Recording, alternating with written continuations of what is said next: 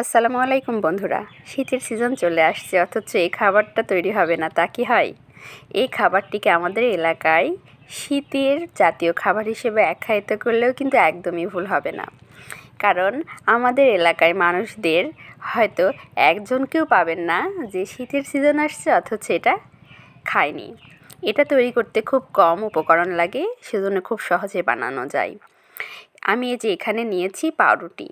এই পাউরুটিগুলো অন্য এলাকায় পাওয়া যায় কিনা আমি জানি না, তবে আমাদের এলাকায় এটা শীতের সিজনে সহজলভ্য। প্রত্যেকটা পাউরুটি আমি 20 টাকা পিস করে কিনছি। সাইজটা দেখছেন বেশ বড়, কিন্তু বাজারেও কিনতে পাওয়া যায়, গ্রামেও বিক্রি করতে আসে এগুলো। এরপর আমি পাউরুটি দুইটাকে এরকম সাইজ করে কেটে নিয়েছি, বেশ বড় বড় সাইজ।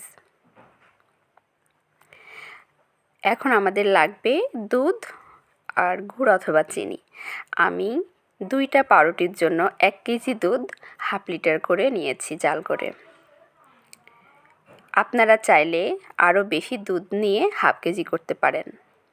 আর এখানে খেজুরের গুড় আর চিনি একসঙ্গে করে মশলা দিয়ে কিছুক্ষণ জাল করে রেডি করে রাখছি।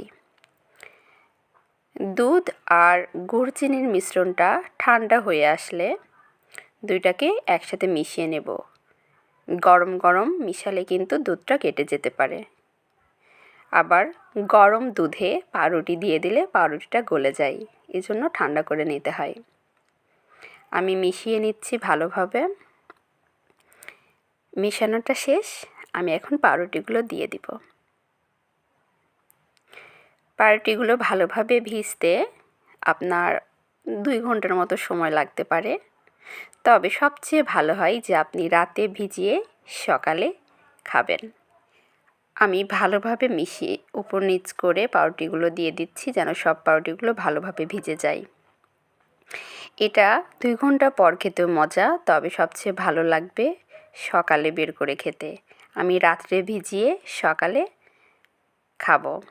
বের করছি, দেখতেই পাচ্ছেন কতটা সফট আর রসালো, খেতেও বেশ মজা।